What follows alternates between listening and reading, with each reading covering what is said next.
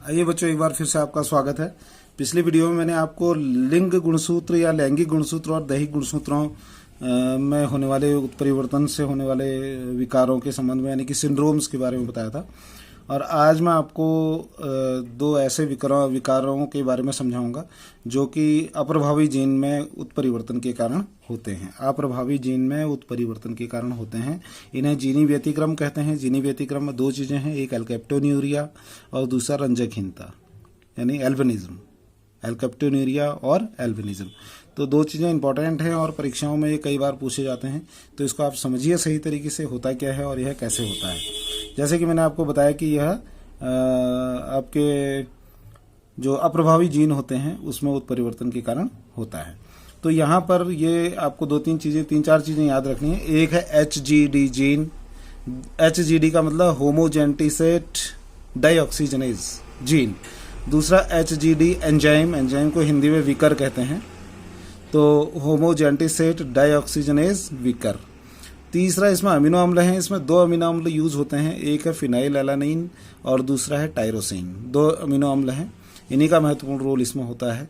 और चौथा इसमें है HGA यानी कि होमोजेंटिसिक एसिड।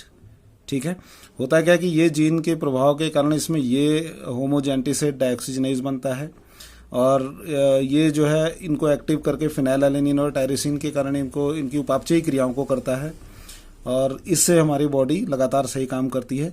लेकिन जब इसमें उत्परिवर्तन हो गया इस जीन में, तो इस जीन में उत्परिवर्तन के कारण ये इनका उपापचयी क्रियाएं, फिनाइल एलानिन और टायरोसिन की उपापचयी क्रियाएं सही से नहीं हो पाती हैं, जिससे हमारे शरीर में होमोजेंटिसिक एसिड की मात्रा बढ़ जाती है और इसी क्रिया को इसके कारण जो प्रॉब्लम्स आती हैं उसको एल्केप्टोन्यूरिया कहते हैं।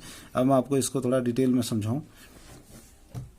ये आपका HGD जीन है। HGD जीन, ये इसमें अगर कोई उत्परिवर्तन हो गया, HGD जीन में अगर कोई उत्परिवर्तन होता है तो HGD एंजाइम यानी होमोजेंटिसेट डाइऑक्सीजनेज नहीं बन पाता है, इसकी कमी हो जाती है। ठीक है, मैंने आपको बताया कि HGD जीन से ये तैयार होता है, HGD एंजाइम जो है ये तैयार होता है।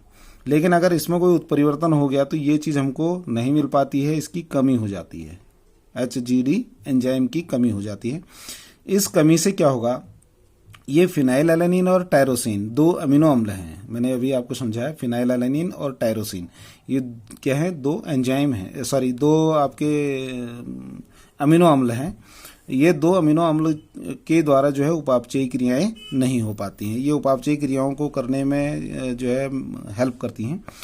तो ये दोनों अमीनो अम्ल जो होते हैं ये क्रियाएं नहीं कर पाते हैं। क्यों नहीं कर पा रहे? क्योंकि ये एंजाइम नहीं बन पा रहा है। ये एंजाइम क्यों नहीं बन रहा है?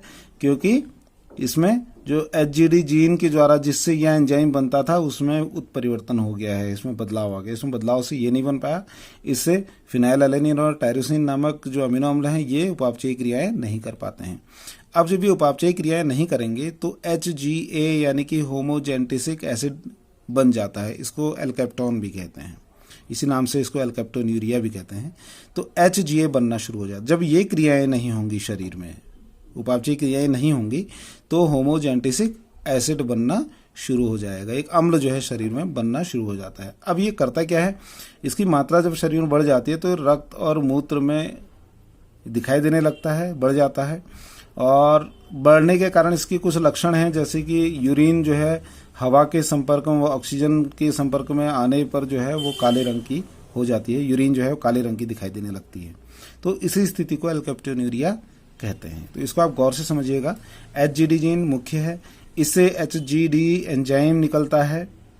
यह HGD एंजाइम जो है फिनाइल एलानिन और टायरोसिन को उपापचयी क्रियाएं करवाने में हेल्प करता है, तो बॉडी सही से काम करती है। लेकिन अगर इसमें उत्परिवर्तन हो गया तो उत्परिवर्तन के कारण क्या होगा, ये एंजाइम नहीं बन पाएगा और इस एंजाइम के नहीं बनने से फिनाइल एलानिन और टायरोसिन नामक अमीनो अम्ल जो है उपापचयी क्रियाएं नहीं कर पाएंगे और नहीं करेंगे तो होमोजेंटिसिक एसिड बन जाएगा और यह रक्त और मूत्र में हमारे इसकी मात्रा बढ़ जाएगी और इस स्थिति को कहते हैं एल्केप्टोन्यूरिया। ठीक है, अब मैं आपको एल्केप्टोन्यूरिया जो मैंने समझाया है वही इसमें लिखा हुआ है, एक बार मैं आपके सामने पढ़ देता हूँ। यह एक अप्रभावी जीन में आनुवंशिक कमी या उत्परिवर्तन के कारण उत्पन्न होने वाला विकार है। ये मैं पहले बता चुका हूँ। अप्रभावी जीन में या तो उत्परिवर्तन हो रहा है या फिर आनुवंशिक कोई कमी आ गई, इस कारण से यह विकार उत्पन्न होता है। जिसमें HGD जीन में उत्परिवर्तन के कारण होमोजेंटिसेट डाइऑक्सीजनेज नामक विकर का निर्माण नहीं हो पाता है और अमीनो अम्लों की उपापचयी क्रियाएं नहीं हो पाती हैं, जिस कारण रक्त मूत्र ऊतकों में होमोजेंटिसिक अम्ल की मात्रा बढ़ जाती है। इसी स्थिति को एल्केप्टोन्यूरिया कहते हैं। अब इसके लक्षण में आपको समझाऊं, यह आपको चित्र आपके सामने दिखाई दे रहा है। इसमें यूरिन जो है जैसे सामान्य कलर ये होना चाहिए था, लेकिन ऐसी हो जाती है। और बाकी आंखों में जो ब्लैक वाइट पोर्शन है, इसमें ब्लैक जो है ये कलर दिखने लगता है, काले धब्बे बन जाते हैं। लक्षण मैं आपको एक एक करके बता दूं। ग्रसित व्यक्ति का मूत्र वायु के संपर्क में आने से काले रंग का हो जाता है। ये मैंने अभी बताया आपको। यह जब मूत्र जब बाहर निकलता है तो वायु के संपर्क में आने से काले रंग का हो जाता है। दूसरा, इसमें शरीर के कार्टिलेज वाले भाग काले हो जाते हैं। कार्टिलेज का मतलब जैसे कान के हिस्से होते हैं हमारे, ये कार्टिलेज का बना होता है। कान का बाहर लेमिना जो पोर्शन है, ये लेमिना कहते हैं इसको, ये कार्टिलेज का बना होता है। तो ये जो है काले रंग का हो जाएगा। ये आपको थोड़ा सा कलर यहाँ पे दिख रहा होगा, ये ब्लैक कलर, ये थोड़ा सा निशान आपको दिख रहे हैं। तो ये काले रंग के, ये कार्टिलेज पूरी जो है ब्लैक कलर के हो जाते हैं, काले हो जाते हैं धीरे धीरे। इससे अर्थराइटिस हो जाता है। अर्थराइटिस हिंदी में इसको गठिया कहते हैं, जैसे आपको इसमें दिखाई दे रहे हैं। जोड़ों में दर्द होना शुरू हो जाता है। धीरे धीरे जब जोड़ों में दर्द होता है, ट्रीटमेंट करवाएंगे, ट्रीटमेंट नहीं कराएंगे तो फिर इसमें जोड़ों में सूजन आनी भी शुरू हो जाती है। ये घुटनों में, पैरों में और आपकी अंगुलियों में इस तरीके की प्रॉब्लम्स आने लगती हैं। आंख के श्वेत भाग में धब्बा बन जाता है, जैसे आपको ये दिखाई दे रहा है, आंख के श्वेत भाग में धब्बा बन जाता है, ठीक है। और हड्डियों में ये जो है आपको ये जो लक्षण है अर्थराइटिस यानी गठिया का लक्षण है।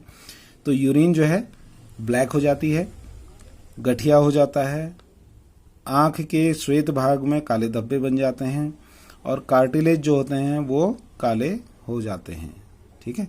तो ये रहे लक्षण किसके, एल्केप्टोन्यूरिया के। बहुत इंपॉर्टेंट है, एक बार आपको फिर से याद दिला रहा हूँ कि ये इसको आप पढ़ लीजिएगा, कई बार परीक्षा में पूछा जाता है।